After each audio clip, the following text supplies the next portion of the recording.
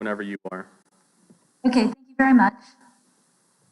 Good afternoon. Today is Thursday, March 11th, 2021. The time is 4:01 p.m. I'd like to call to order this continuation of the March 4th, 2021 public hearing regarding property at 70 Maple Road.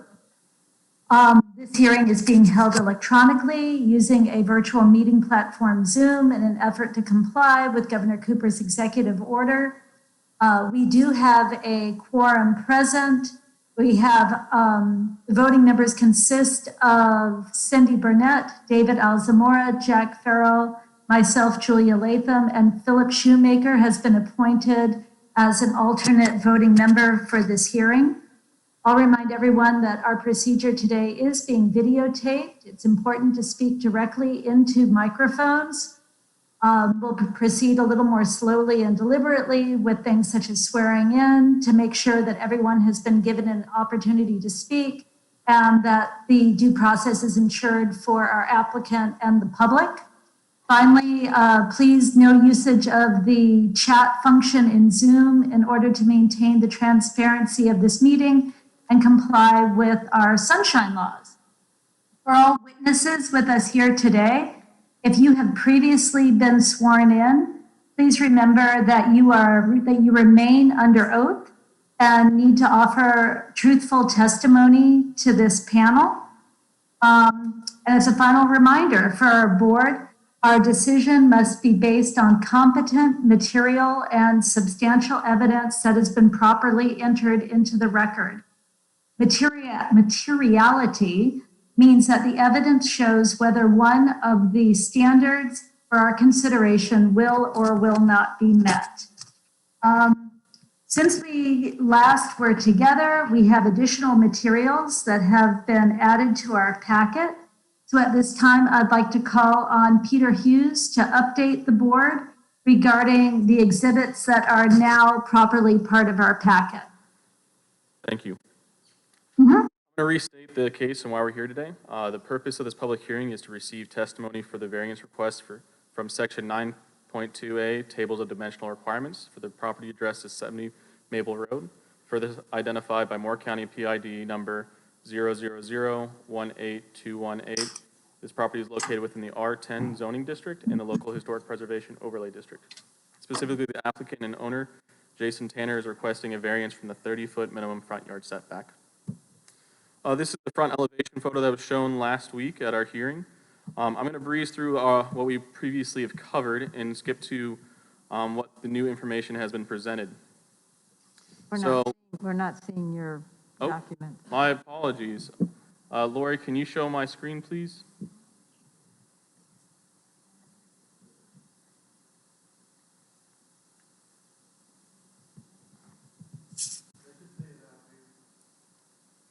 We don't see it on the monitors inside Village Hall or on the screen.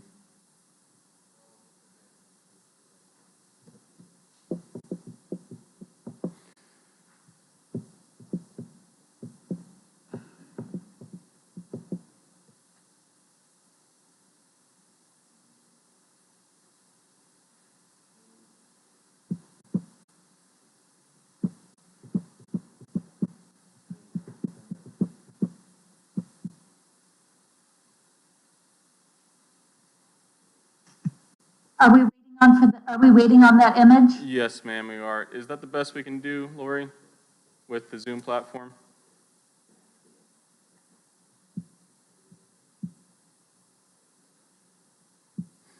There we go. So last time we met, there was confusion over the front yard our current existing front yard setback. Here's the original survey that was submitted, Exhibit H in your package today, showing that 22.73 existing setback, and that's measured to the patio, not the steps. The applicant did submit an updated site plan showing what is proposed, which is that 21.5 foot setback, which would be approximately a 1.23 increase. The existing home is at 7.27 feet into the setback. If we approve what was being requested, it'd be allowing for a new setback 8.5 feet into the required 30 feet. This is a blown up version showing you guys that in case we need to talk about it later for clarity.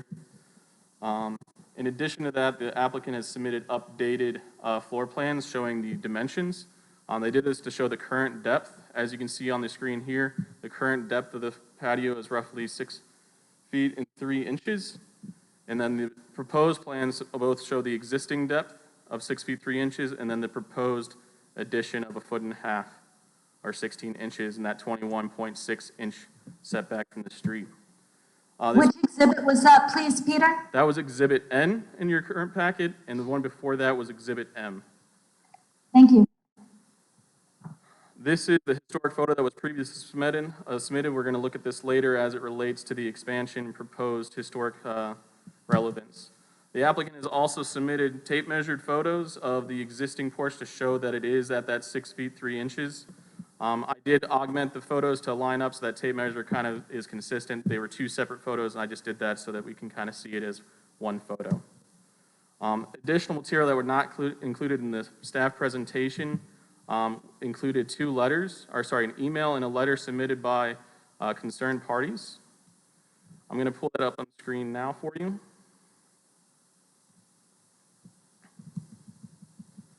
There was an email from Bart Boudreau, who lives within the historic district, stating that he was in favor of this, as well as a letter from adjacently notified property members, the Thompsons. They were also voicing support for this as well, and that's for your guys' consideration. In addition to that, the applicant, Jason Tanner, sent staff an email pointing out 65 Cherokee's previous request and asked us to include his email and also the minutes from the 65 Cherokee request, which are Exhibit W and X accordingly. And that would be all updated exhibits submitted by the applicant. I'd be happy to answer any questions at this time. Does anyone on the board have any questions for Peter at this time? I have one question in reference to the R10 zoning district and the 30-foot setback. Can you tell me why it was set at 30 feet in this neighborhood? Yes, ma'am. So setbacks are generally decided on to maintain a character or consistent design from lot to lot. It has to do with building separation, allowing for things like sidewalks to be put in and encroach into those setbacks, allows for utilities to be placed in. So there's a lot of different reasons why setbacks are established. The distances of setbacks are usually regulated to the size of the property. The bigger the property, the bigger the setback typically corresponds. It also has to do with environmental sustainability. More open space on a lot provides drainage availability, so it impacts it in different ways, and that's why that setback is established, is for those different reasons. So it's a collection of reasons why setbacks are established. Thank you.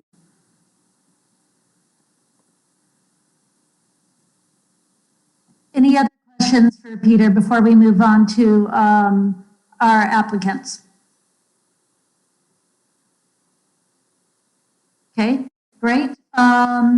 Mr. Tanner, I'll remind you, as I did Peter, that you're under oath, and do you have any additional comments you'd like to make in regard to the exhibits that you're offering us today?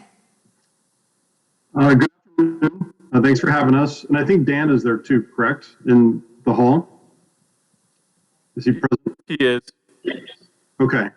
I think my application's been updated. And I put into the application the way we feel that this house was built before setbacks, or there was an ordinance, and we'd like relief from the setback ordinance imposed after the fact that this home was built to have a usable porch. And so I updated the application, and I feel like the application and the letters that we received from neighbors accurately reflect the way that we feel about having a usable porch and restoring this front porch to a historic home, and have a usable porch in the neighborhood. It's very important to us to be part of the neighborhood, and I think it would reflect really well on the neighborhood as well.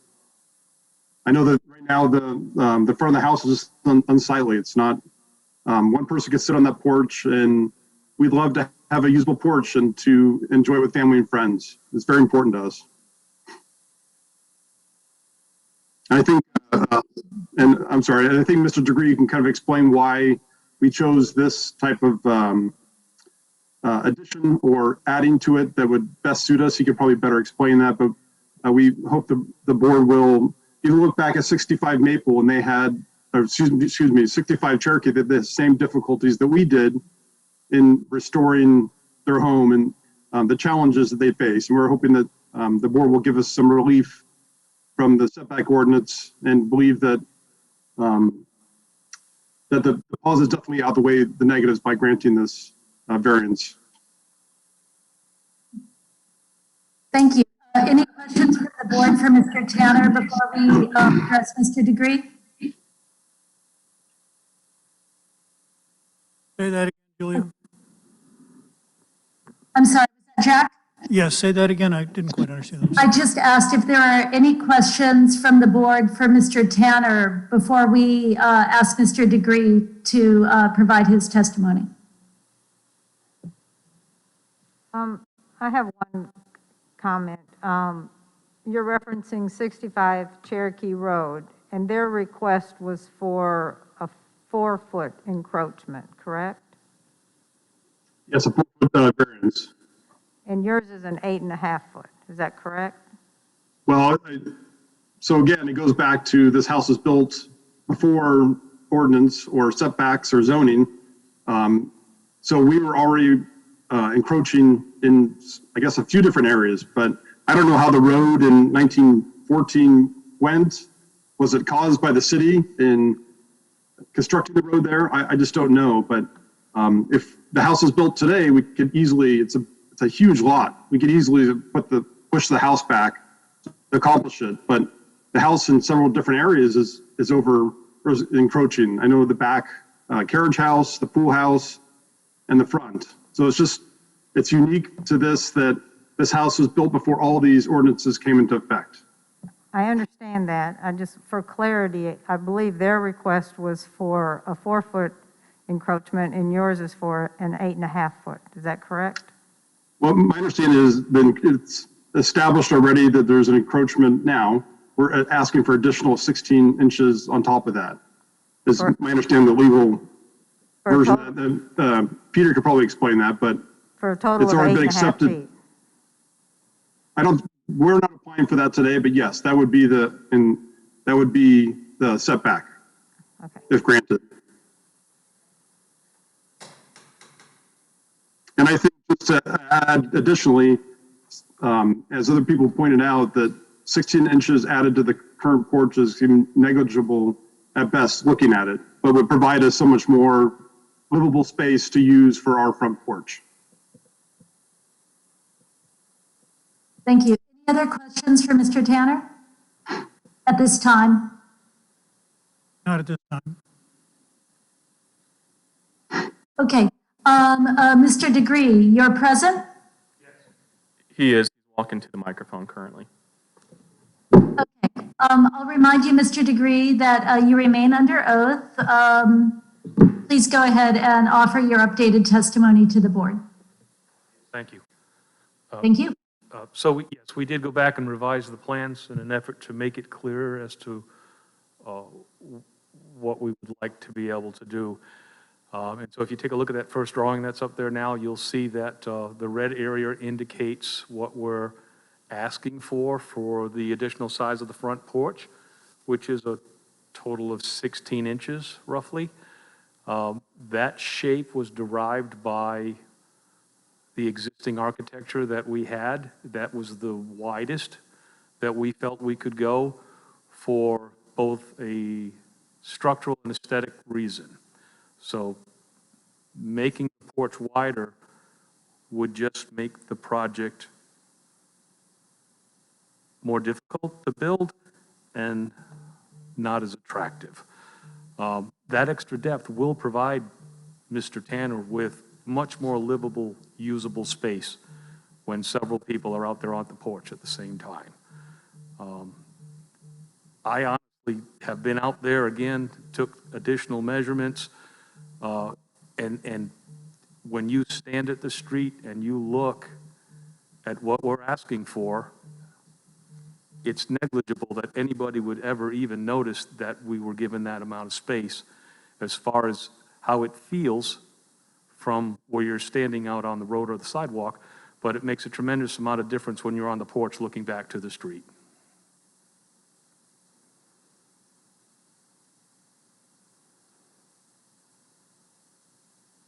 Questions?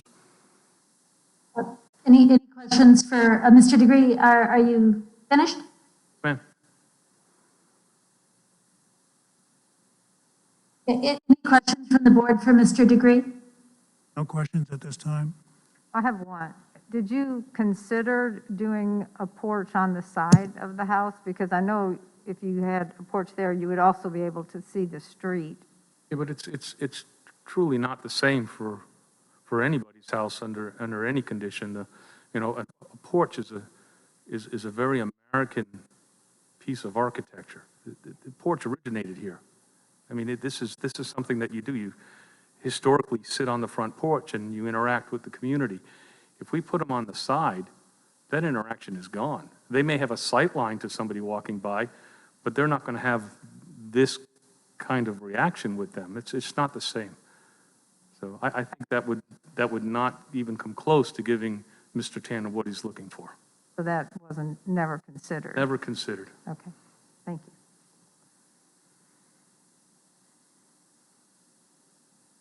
Any other questions? I guess in the spirit of last week, I'll go ahead and say I did stop by the house. I wanted to view the porch and see the actual situation that, you know, we're deciding on.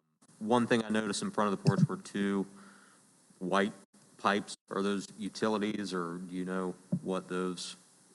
In the ground? I'm assuming they were fairly low to the ground? Yeah, they're basically just screw caps. Clean out for the sewer. Okay, perfect. I just wasn't sure, or if those would be impacted at all with this addition. Not at all. You know, we're going to add a picket fence out front on the property line, and then, of course, we're going to do substantial landscaping. And so that's going to act sort of as a buffer to the house. It's going to start to set a scale up. So it's not like we're trying to encroach and be and embolden ourselves and be on the street. You know, this is purely functionality on the perspective of the homeowner. We're just with the street and then the sidewalk and then the fence and then the landscaping. I think that layered effect is really going to soften how close that house actually appears. I think even more so than where it sits now if we weren't to do any of those other items to enhance. I don't think anyone in the community would argue that your enhancements, whatever they turn out to be, are going to be an improvement. And the village is thrilled to see someone come forward and take on the job of rehabilitating one of these cottages. No question about that. So it's not a matter of we're in any way not pleased that someone is willing to work on this cottage.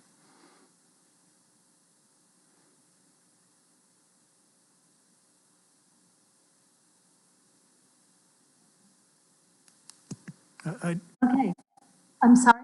No, go ahead. I'm sorry. No, I was just going to ask if there was any further discussion or any further questions from the board for either Mr. Hughes, Mr. Tanner, or Mr. Degree. Yeah, I have a couple questions. It seems that the fundamental basis for this variance, as evidenced in the documentation repeatedly, is that they wish to return it to the original historic as it was built or as it was historically in the past. I fail to see the evidence of this, to tell you the truth. The photograph is could be misleading. I mean, it looks to me the same, and it shows no width changes. I mean, it's impossible to tell the width, and it doesn't show the architectural renderings that are going to be put, or the overhang that's going to be built, at least proposed. So that's, with the exception of the railing. I see no difference in what there is today.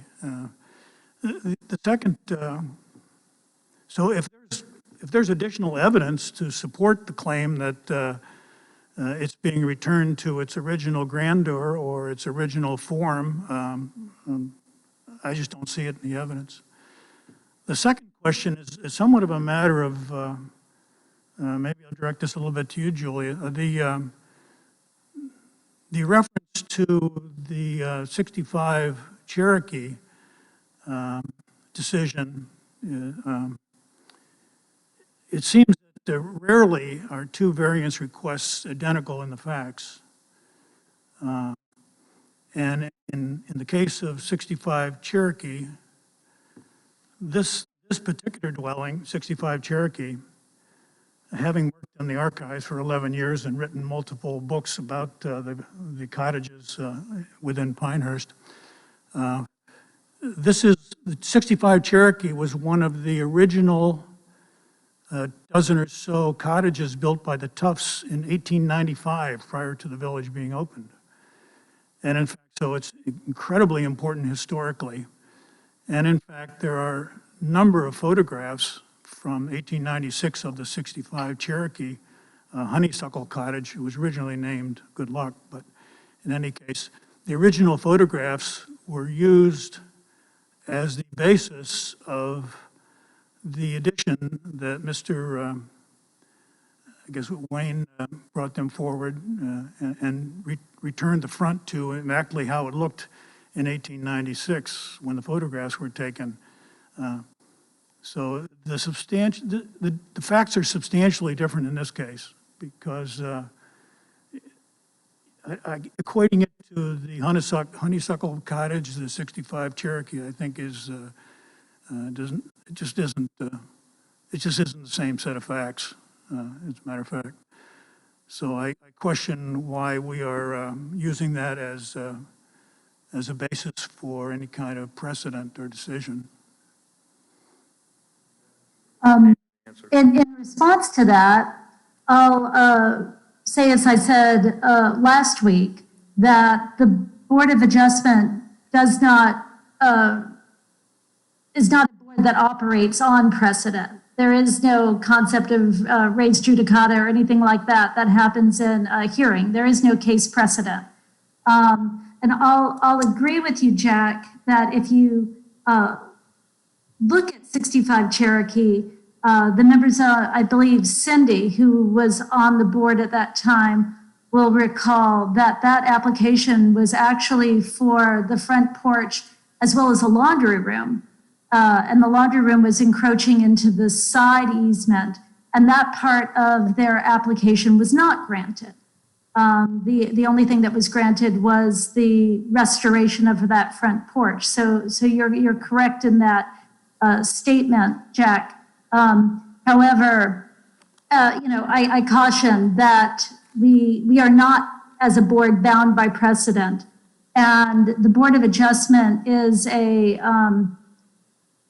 board that changes periodically with the different folks who sit on the board. And all we can do is take a look at the unique facts that are available in each case as they pertain to a particular piece of land, and then our 4 criteria, and do our best to apply our admittedly subjective viewpoint on those 4 criteria.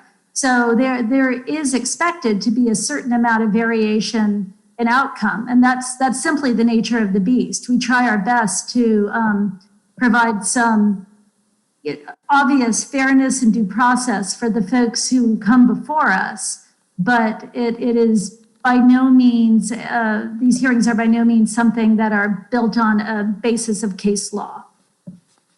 Yeah, my only point was that that variance request had a substantial number of different facts related to it because of the cottage and what had been done to it previously, and the fact that it was well documented as to the changes that occurred and its original form, which is completely lacking in this case, unfortunately. Can I say something? Yes. You may go ahead, Mr. Tanner. Okay. my interpretation of Cherokee Road, and I know, Jack, you have a lot of history with this, but my interpretation of Cherokee Road was, it went into a lot of discussion about the hardship created about imposing these new ordinances, not new, but ordinances and setbacks after this cottage was built, regardless of the significance of the cottage between 1895 and 1914. It still is a hardship to us that the village is imposing this setback requirement on a home that was built before basically these ordinances were imposed. And so I think that's the language we took from it. And I removed the historic aspect to our application. I personally think that the porch looks bigger originally, but that's my interpretation. I wish we had more photographs. We don't. The planning department, my understanding, burned down. These are just the set of circumstances we're working with now. And for us, it's a hardship. And it's discussed with them being the same type of hardship based on the time this cottage was built. And the same is in effect for our cottage as well. The same hardship we're enduring now. We want relief from that. Yeah. In response, I will say, Mr. Tanner, when you look at the breadth of the discussion that we had regarding the cottage 65 Cherokee, the final decision was not based on the fact that there were zoning requirements that were imposed on the village after the time that the building was created, because quite frankly, the majority of properties here in Pinehurst, and you can correct me if I'm wrong, Jack, were built before the imposition of zoning requirements set in corporation. If we saw all zoning requirements as a hardship, the Board of Adjustment would be in a really difficult place to enforce anything as far as additions or expansions into setbacks. I think with 65 Cherokee, and here I'm speaking for myself, a large part of what I was looking at was the fact that it was a historical property, which is the case with your property.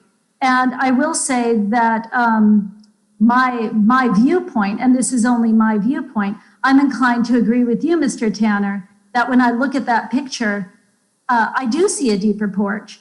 And I also see an opening in that stairway entry that aligns differently with the door than it appears to in present day, which to me gives an indication that there was at some point a substantial alteration to the front of this cottage. And in that regard, my subjective opinion differs from Mr. Farrell's. I don't know where the rest of the board is with that, and I'm sure we'll get to that with our discussions. But thank you for responding. Thank you. And I agree with you. Just my interpretation that even the tall boy, most people's shoulders are almost 2 feet apart. And you can see right on the edge of the porch, that would mean there was only 4 feet left if that was the original porch, because they're standing sideways to the porch. And yes, I think looking at the porch to me as well, it just looks like a deeper porch originally. I noticed that Mr. Shoemaker's hand was up earlier. Was there a question, Philip, that you wanted to ask? No, I think Jack covered it. I was just going to ask if they uncovered any additional information about the original porch, and I think we've covered that. Also, I just wanted to clarify, I have 2 screens here, so if it looks like I'm looking away, I have 2 monitors. I didn't want somebody to think I was not paying attention. Okay, thank you. The other folks on the board, are there any other questions for Mr. Tanner or Mr. Degree at this time? If not, I'd like to turn our discussion to the evidence before us and what we can and cannot consider in this case.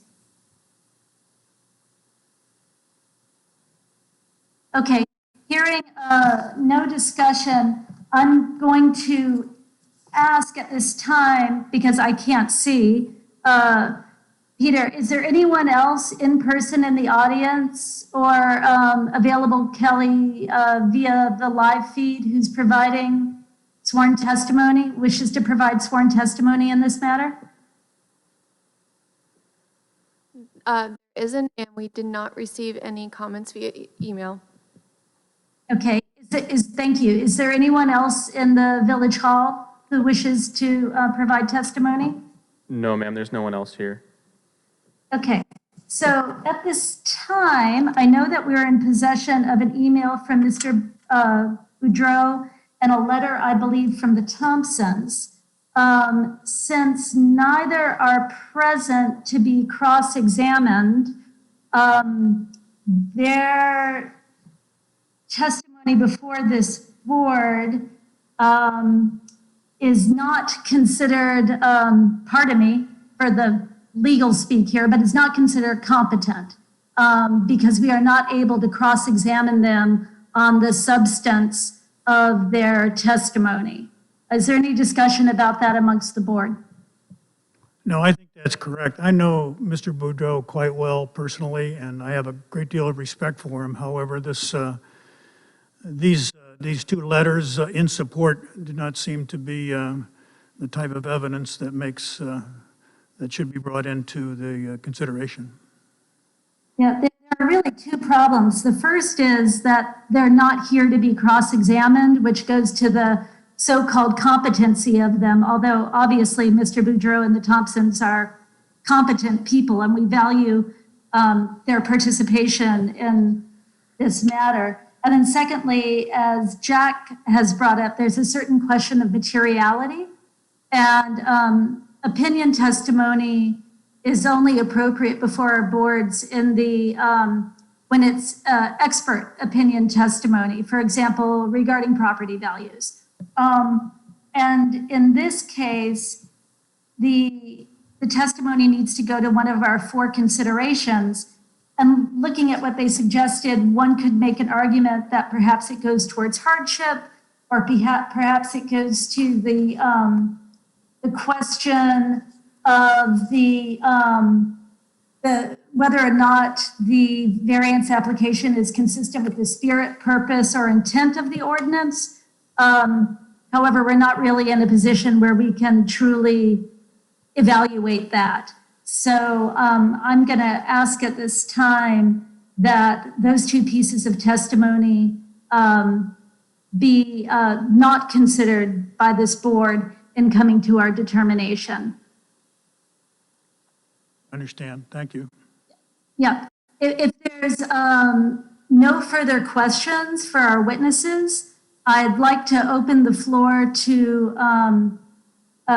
conversation by the board. We can do one of two things at this time. We can either close the public hearing if the board is confident that they're going to have no more questions for our witnesses, or we can leave our public hearing open and enter our debate on the merits on our own. Does anyone feel strongly one way or the other? By leaving the hearing open, we can still ask for and get additional information from the applicants. Is that correct? That's correct, yes. If we close the hearing, then we would have to reopen in order to address them. It may be that the applicant can offer additional information, so I would prefer, at least personally, to keep it open. I'm fine with Okay. that. Okay. What I'm going to do now is I'm going to address the public and whoever might be viewing on the live feed, and let folks know that if anyone is interested in providing competent, relevant testimony as to this variance, then you need to go ahead and contact Kelly Brown at kbrown@vopnc.org. We will need your name, address, and your association to the public hearing item. And if based on that, we suspect that you have standing, we would then need written consent to proceed with the hearing and allow you to enter your testimony into the record. I'm going to propose that we take a 5-minute recess to allow members of the public to bring any testimony forward in the interest of due process. So it is now 4:36. So I'll suggest that we reconvene at 4:41 for deliberation on this matter. Thank you. Yep.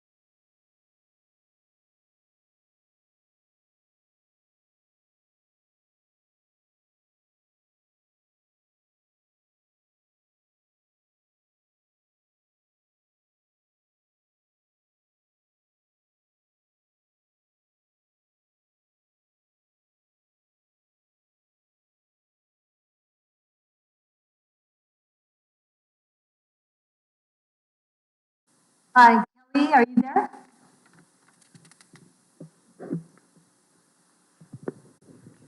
Yes. Did we have anyone contact us during the 5-minute recess? We did not. Terrific. Thank you very much. It appears to me, at least, that everyone is back with us. So we'll go ahead and continue. So at this time, I'm going to go ahead and summarize the application before us very quickly. Mr. Tanner, the applicant, is proposing a 21.5-foot setback from the front property line for the property at 70 Maple Road. This is a historic home built circa 1915. The existing encroachment of the front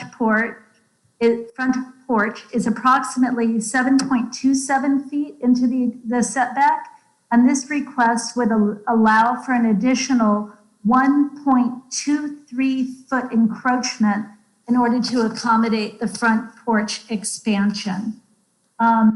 At this time, I'm going to I'll remind the board that we have standards of review for a variance application. The first is that unnecessary hardship would result from strict application of the ordinance.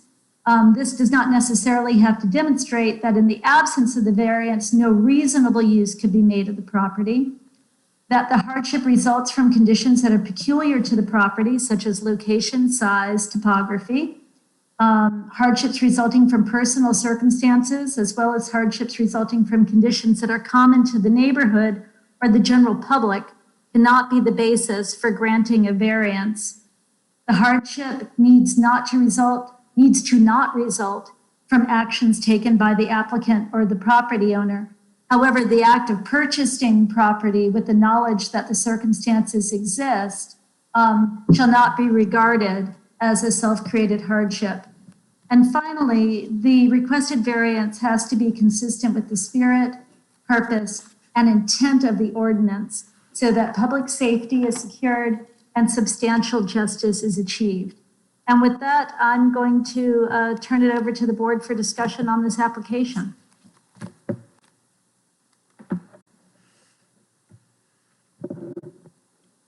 I'll go back to what Jack said. Looking at the pictures after reviewing the porch today, I think it's the same porch.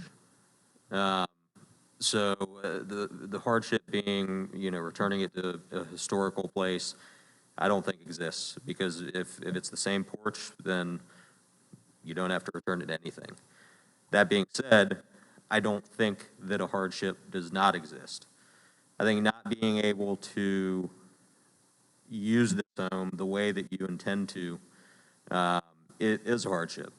It's unique to this property in the sense that the house, I mean, again, if it were built today on this same lot, would be arranged differently so that it wouldn't be encroaching in any setbacks. That's not where we are, unfortunately. Another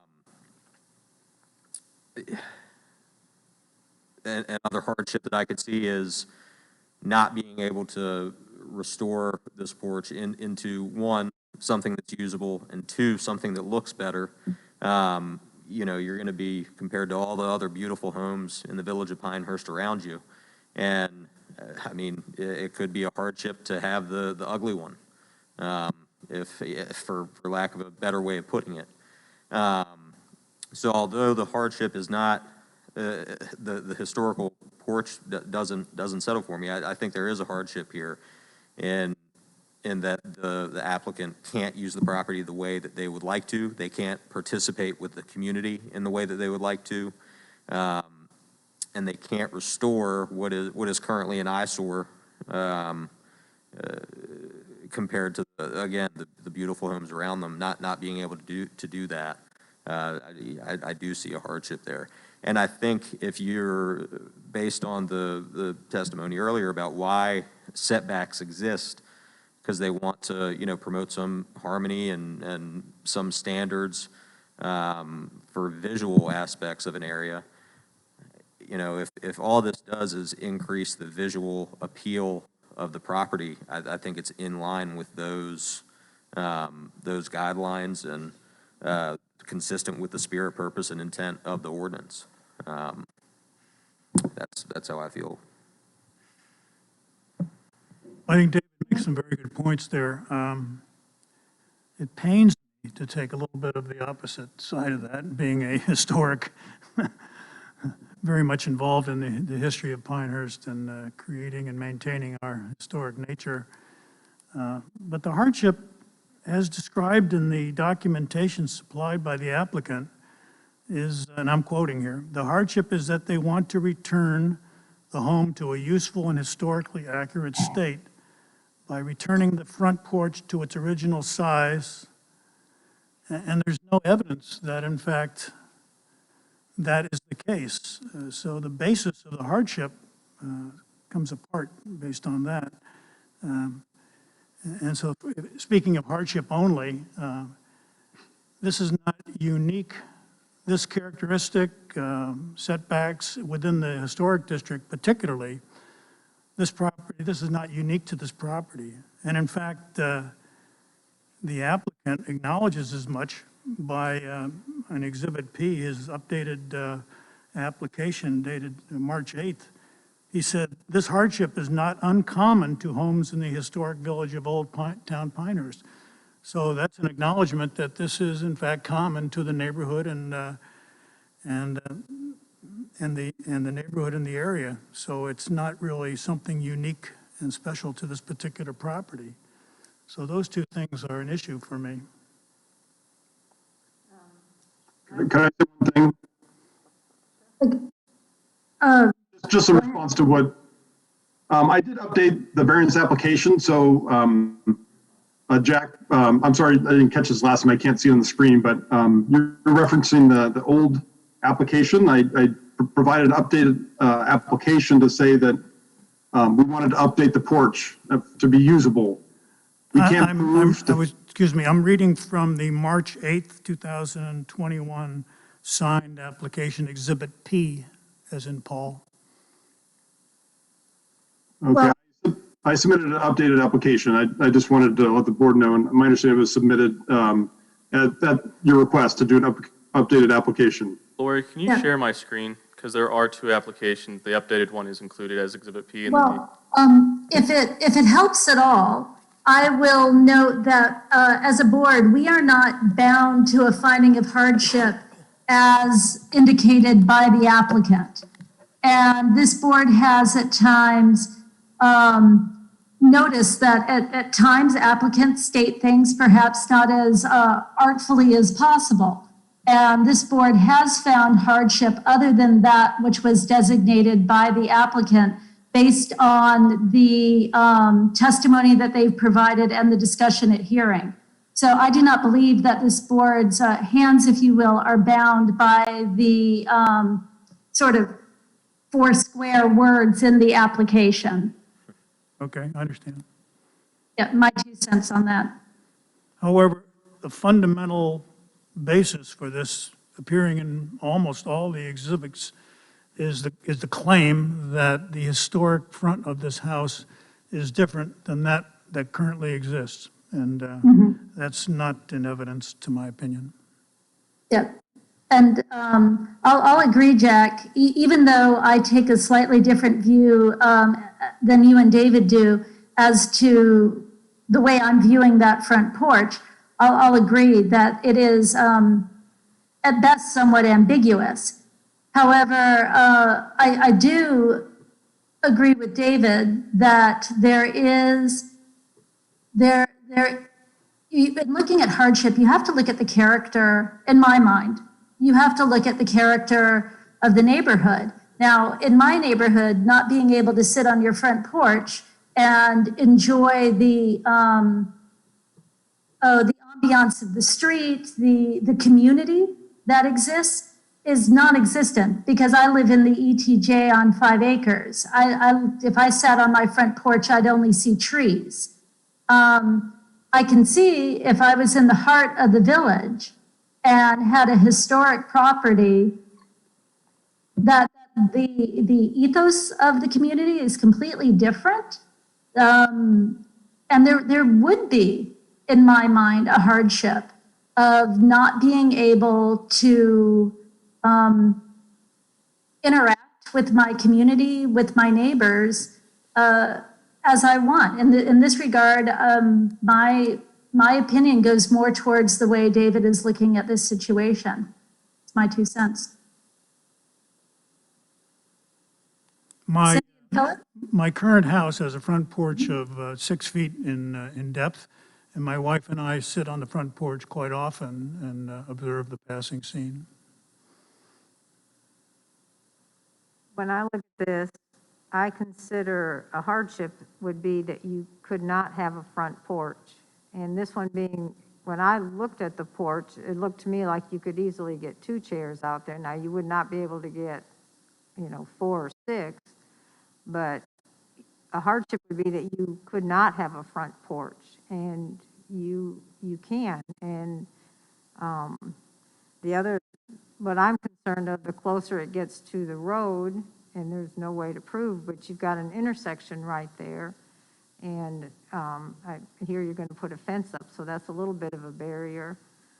But you have a front porch, you can replace that front porch, and you can, I think you could get 2 chairs out there.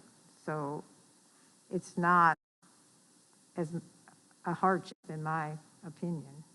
And, but it is a condition that is common in the neighborhood. So this is not something, a hardship of a condition. It's typical out there. So. Philip, anything to add? I'm out of here. No, sorry, hit the wrong button there. Nothing that would be material that hasn't already been said. I would add that the photo is very subjective to the person looking at it. And just as there's evidence, we're stating that it looks as if it hasn't been altered, but there's also evidence that maybe it has been altered. I mean, you can interpret it either way. I tend to agree with Julia and David. I believe there is a hardship here. Maybe not as stated in the application, but I don't have anything else to add other than that. Thank you. Any further discussion by the board, or is there someone who would like to bring a motion before us at this time? So this has to meet all 4 conditions, correct? Julia, you need to close the public hearing if you guys are going to make a Oh, motion. excuse me. Thank you. Thank you, Alex. And yes, Cindy, in order for us to grant a variance, all 4 conditions must be met.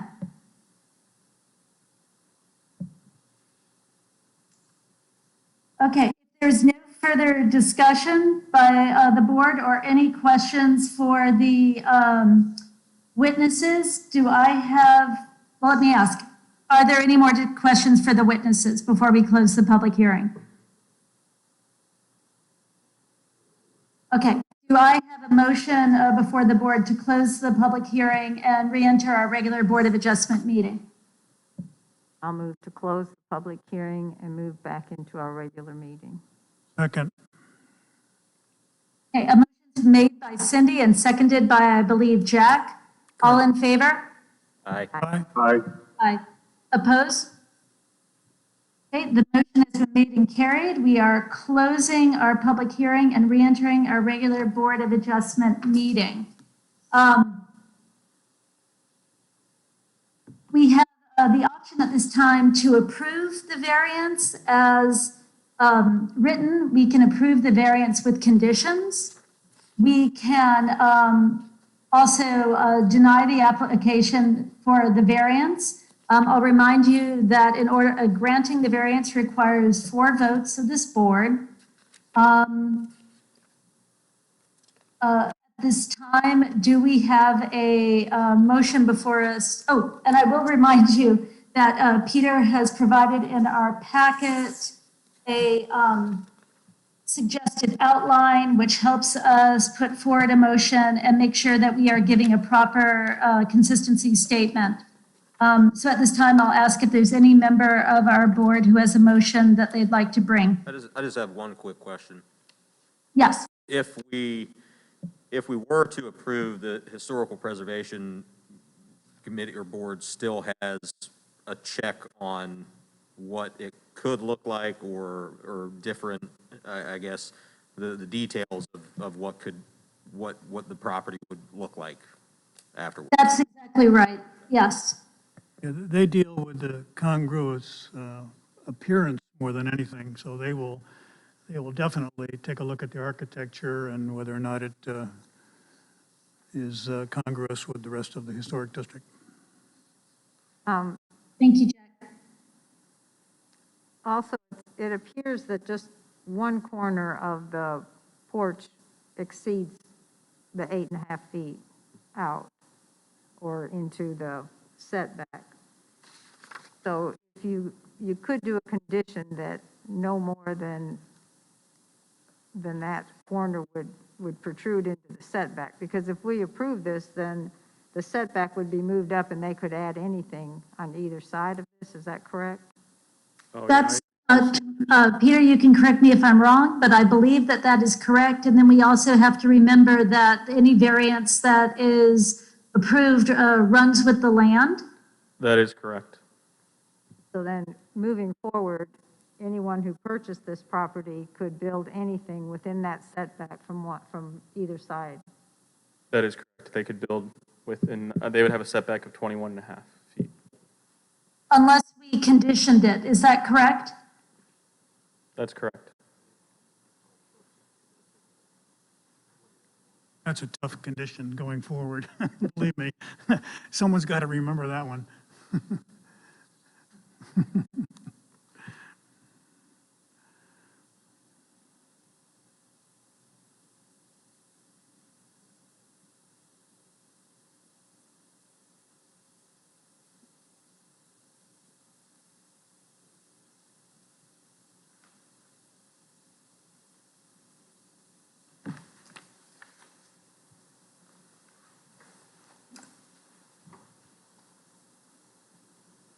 I see that David is taking a look at the plat, so I'm going to wait a moment and let him go ahead and.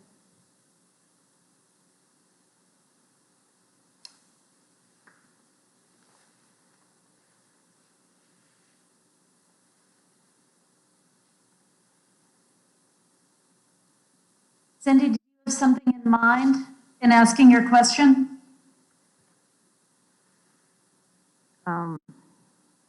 Just for clarity and, what the options were.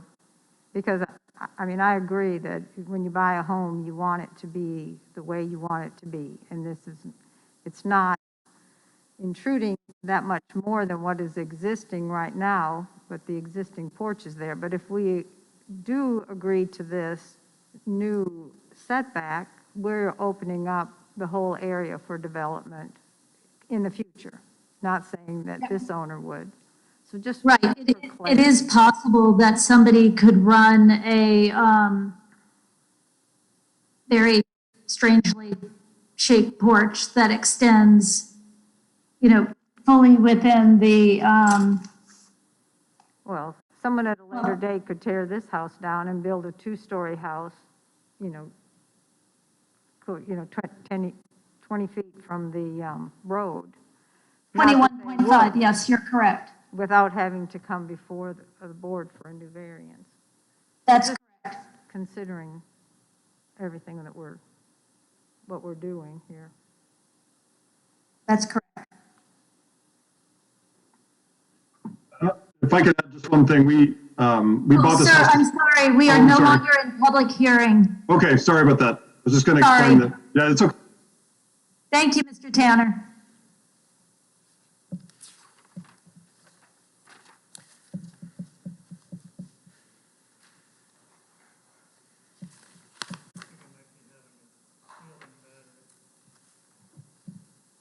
We have a technical difficulty.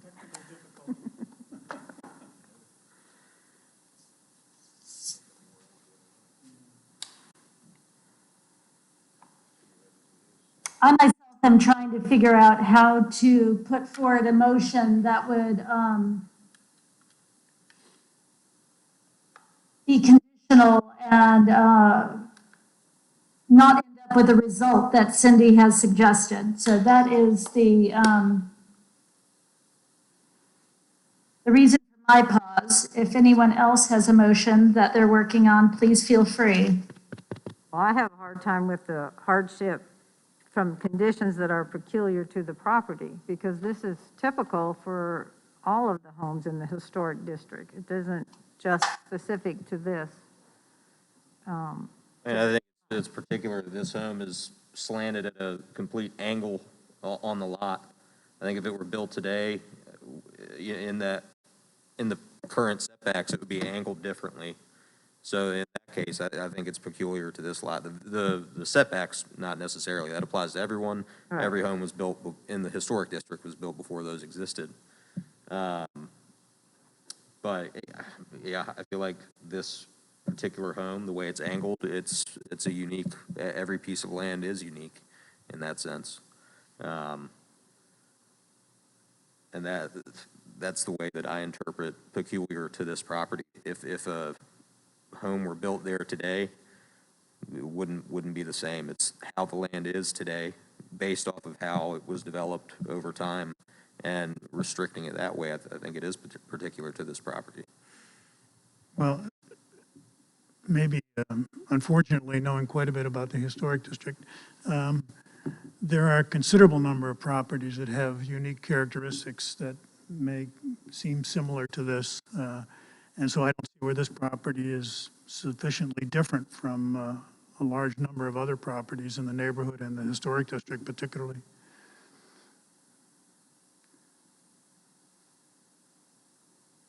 I also go right back to I 100% would love to see everyone restore their cottages to how they were originally built. I think that would create a huge amount of charm and uniqueness to the community. And so I endorse that 100%. And if I were convinced that, in fact, that were the case in this situation, I would be 100% for it. But there's no evidence that this cottage was anything different from that what appears today. It's very common. It's a very common design, as a matter of fact, in those days.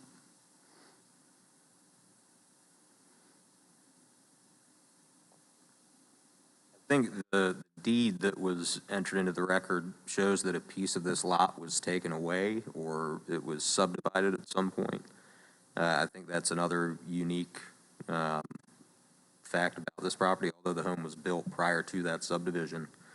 The way it's situated now, that it was, again, I don't know if every other lot in the village has also been subdivided, but it's another unique characteristic of this piece of property, that it's already not the original lot, so to speak.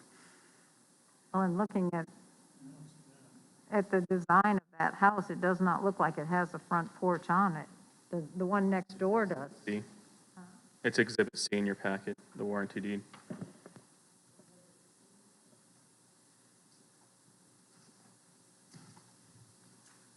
Exhibit B, which pretends to be the a layout of all the lots in the area as Leonard Tufts sold them in the 1910, 1920 circa area. And so this lot appears to be the same. It doesn't appear to have a front porch on it. Well, there's a little protrusion on it, on this particular. That is probably, this is not meant to be a drawing of the actual houses as they sit on the lot necessarily. This is almost an artist's rendition of the sold property and the properties he had for sale at that time. Probably done by Mr. Wicker, who lived across the street from this cottage.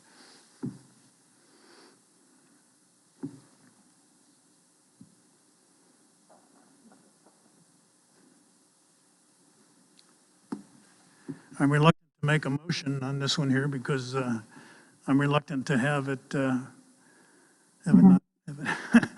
not be improved. Yeah. I understand, But I Jack. can make a motion if you desire. I'd be happy to make a motion if you desire. Well, I'll give it a shot and we'll see where we get. I would find that unnecessary hardship would result from the strict application of the ordinance in this case. And that unnecessary hardship is that the Tanner, Mr. Tanner and Ms. Carpenter will not be able to fully enjoy the community, the unnecessary hardship would result because Mr. Tanner and Ms. Carpenter will not be able to fully enjoy the front porch of their new residence and the community of Old Town Pinehurst. This hardship does result from the conditions that are particular to their property. In this case, the current site of the home and the orientation of the property at a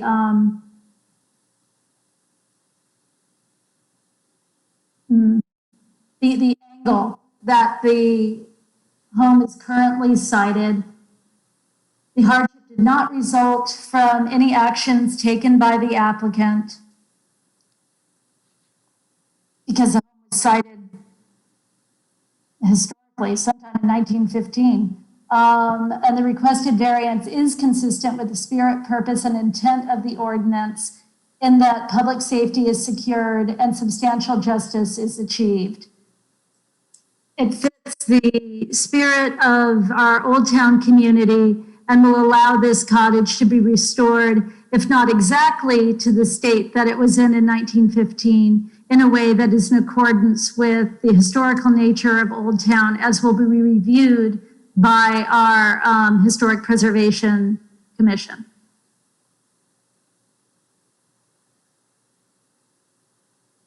No conditions? Is there an end therefore? Oh, therefore, I am moving to approve this variance. Without conditions? Cindy, if you'd like to help me craft a condition that's going to Just achieve the necessary purpose, I am more than happy to have you amend my motion. Just asking. No, I don't have a thought in how we can achieve that. We could condition it to, I don't know, tell me, Alex and Peter, can we condition it to say that this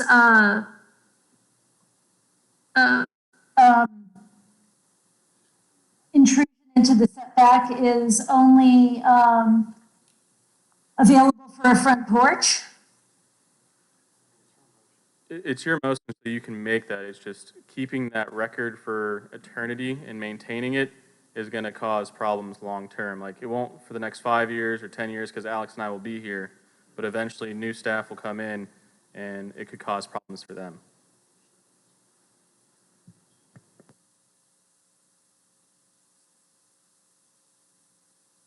Well, then without conditions, in my mind, we are talking about an extra 1.23 feet.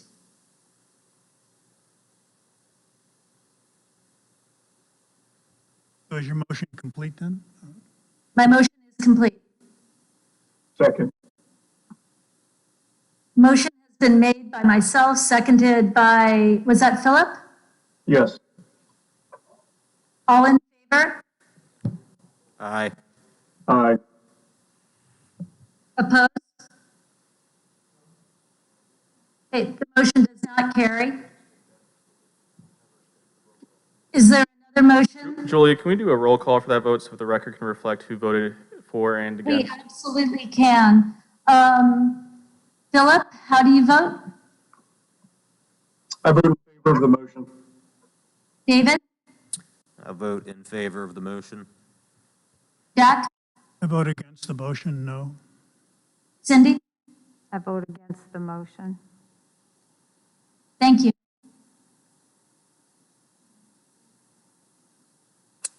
And Julia, your vote? I voted for my motion. Thank you.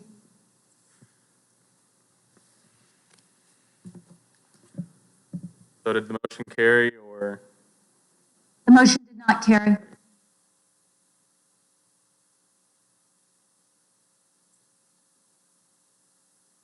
I don't believe it's necessary to have a negative motion if the positive motion does not carry. Is that correct? That is correct.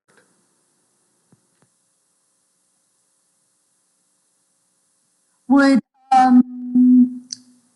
Jack and Cindy, would you be amenable to making a motion with conditions? Do you feel like that is appropriate? Can you make such a motion? I can't envision in conditions and how I would articulate that and how it would be recorded and documented and enforced. That would make sense, to tell you the truth. I understand. I agree. I think it just protects the property in the future. They can replace the current porch at the same size that it is now, and not go beyond without a variance. So it isn't like they're not going to have a front porch. But if anyone wants to build anything else on this property, they're going to have to come before the board at a later date because the setback is in place. And if we move the setback, we take away that. I think keeping the setback as it is doesn't prevent the issue of a tear down and building a monstrosity. That check comes from the historic preservation. Well, they only have a 1 year more, and they can only hold it for a year, but they can't stop it completely, correct? But they don't have to go through the village. If they want to put something on there that goes against that setback, they're Well, going to that's have to different. come Once through it's the torn village. down, the setback applies to the new dwelling. And I certainly hope that the applicant is still, would still plan to do their architectural improvements, because I think they're quite attractive, to tell you the truth, within the confines of the current setback. I mean, it seems to me that a major part of the enhancements and renovation can be accomplished, and maybe some architectural changes from the original design could still make a very, very extremely attractive front of that cottage. I think that's very much possible. I agree with Jack, and I don't mean to be difficult. I think, as a homeowner, you want to be able to do what you want to do. But our job is also to look at the consequences in the future. The ordinances are in place for a reason. So,